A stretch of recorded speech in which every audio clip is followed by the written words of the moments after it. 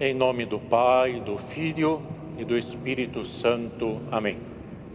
Primeiramente pedimos aos noivos que aqui estão, que receberão hoje o sacramento do Crisma, que se dirijam aqui para frente, para estas cadeiras que estão aqui logo à frente à minha esquerda. Na nossa igreja, os noivos que não são ortodoxos, mas que vão receber aqui, que desejam receber aqui o sacramento do matrimônio, se casar na nossa igreja, devem se unir a nós, a nossa igreja, pelo sacramento do Crisma, desde que tenham naturalmente um batismo válido. Neste domingo, nós lemos pela segunda vez no ano litúrgico o episódio da cura de um paralítico. Jesus curou um paralítico. Este é o mesmo evangelho que nós lemos segundo São Marcos no segundo domingo da Quaresma, quando comemoramos São Gregório Palamás. E São Marcos conta este milagre com mais detalhes. Jesus estava numa casa em Cafarnaum, falando a uma multidão, e queriam levar até ele um paralítico para ser curado. E os amigos, as pessoas, os benfeitores daquele homem, não podendo chegar perto de Jesus, foram ao telhado, o descobriram em uma parte e, através dessa abertura no telhado, desceram o homem em uma maca para junto de Jesus. E Jesus diz ao homem: teus pecados estão perdoados. Os fariseus ali presentes se queixam de que Jesus havia dito uma blasfêmia, algo muito grave contra o próprio Deus, porque só Deus pode perdoar os pecados. E Jesus então diz ao homem: toma o teu leito e vai para casa. O homem se levantou curado, tomou o seu leito e saiu.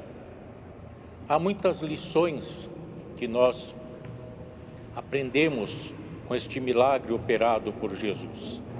A ênfase está na cura e no perdão dos pecados. E nós vemos que com o que Jesus fez, ele deu uma resposta a 3 grupos de pessoas ou a algumas pessoas.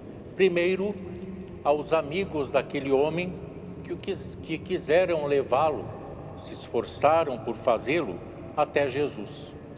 Porque se agiram assim, tinham fé, criam que Jesus poderia e realmente curaria aquele homem.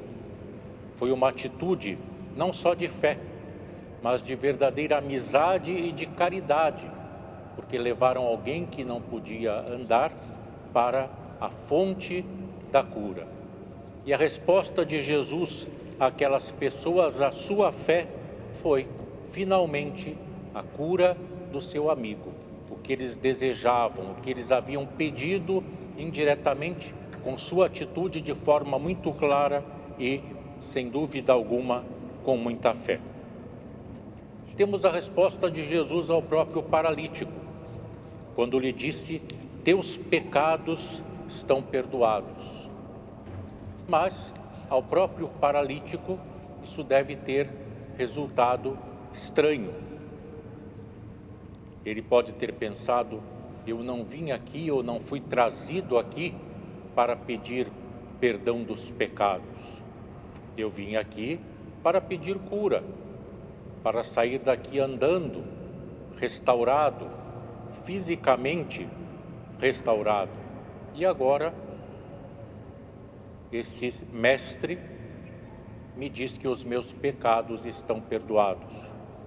Não sabemos se ele tinha consciência de pecados ou de algum pecado em especial. E não sabemos se, caso ele tivesse essa consciência, se estaria arrependido. Mas Jesus, mesmo assim, lhe diz: os seus pecados estão perdoados. Em parte, ele agiu assim porque havia convicção naquele tempo de que certas enfermidades, certos males físicos eram consequência de pecado. Se nós nos lembrarmos de quando Jesus curou aquele cego de nascença, os próprios discípulos fizeram uma pergunta a Jesus nesse sentido: Senhor, quem pecou, ele ou seus pais, para que ele nascesse assim? Então, era realmente assim que se pensava em muitos casos naquele tempo. E Jesus mostra que a sua missão era principalmente, primeiramente, reconciliar o homem com Deus. E Jesus então diz àquele homem, primeiramente, você é pecador. E depois, antes da cura física, você precisa da reconciliação com Deus. Ou seja, antes de andar fisicamente, você precisa ser colocado em pé diante de Deus e andar pelos seus caminhos. E foi isso que Jesus fez por todos nós com a ressurreição. Nos colocou em pé, numa posição de dignidade diante de Deus. E é por isso que, durante o tempo pascal, na Igreja Ortodoxa não há genuflexão, não se ajoelha, porque Jesus nos elevou e nos colocou em pé diante de Deus. E alguns aplicam isto aos domingos, por serem também a comemoração da ressurreição de Jesus, pequenas Páscoas ou continuidade da grande festa da Páscoa que nós celebramos uma vez ao ano. E há pessoas que, infelizmente, quanto ao pecado, cometem alguns erros, têm uma visão errada, porque Jesus ensinou através daquele homem que todos são pecadores. O apóstolo Paulo, escrevendo aos Romanos, diz na sua epístola: todos pecaram e destituídos estão da glória de Deus. E é claro que se Jesus veio e deu a sua própria vida no Calvário, derramou o seu sangue pelo perdão dos nossos pecados, é porque nenhum homem por si mesmo pode se apresentar sem pecado diante de Deus. Ele precisa do socorro do próprio Deus, e foi o que Jesus trouxe com seu sacrifício na cruz. Mas o que é pecado realmente? Pecado é aquilo que nos afasta verdadeiramente de Deus, que rompe a nossa comunhão com Ele, que faz com que nós não estejamos mais na sua graça. E como nós sabemos disso? Nós sentimos. Se a nossa consciência não está adormecida, amortecida pela vida que levemos, ela nos acusa. E aí o pecado nos tira a paz. A nossa consciência nos diz que nós estamos em pecado, que nós estamos separados de Deus, que nós estamos privados da sua graça. Logo, não é qualquer erro, qualquer falta que nos priva da graça de Deus, mas aquilo que nos priva, isto é realmente o pecado que precisa ser perdoado por Deus. E a missão de Jesus, como ele ensinou curando aquele homem, era perdoar os pecados, nos reconciliar com Deus. Porque consciência de pecado aquela gente tinha. Todas as religiões tinham orações e até sacrifícios para o perdão dos pecados. No judaísmo daquele tempo se oferecia o sacrifício de animais. O sangue de animais era derramado pedindo-se o perdão dos pecados. Até que Jesus veio e se ofereceu na cruz como sacrifício perfeito e definitivo, derramando o seu sangue para que não fosse mais derramamento de sangue de qualquer outro animal e muito menos de qualquer pessoa, para receber o perdão dos pecados da parte de Deus. Por isso ele é o Cordeiro de Deus que tira os pecados do mundo. E aquele homem, perdoado então por Jesus, foi também restaurado fisicamente.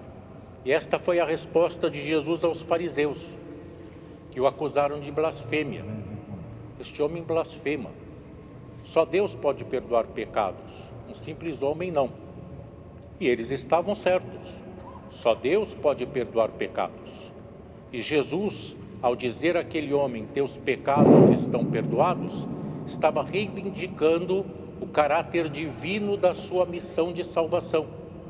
Estava mostrando o que realmente ele era, o Filho de Deus, o Deus encarnado para a remissão dos pecados.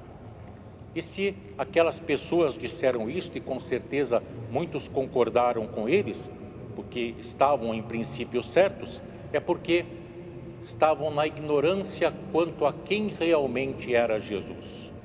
Não viram nele o Messias, o Cristo esperado e prometido por Deus, e que eles esperavam por séculos, e que ali estava cumprindo a sua missão.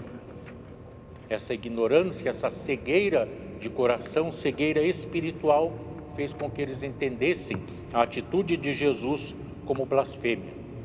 E Jesus então lhes deu uma manifestação visível do perdão que ele estava concedendo àquele homem, quando disse a ele, toma o teu leito e vai para casa. E o homem se levantou, para mostrar, eu perdoo os pecados e restauro vidas.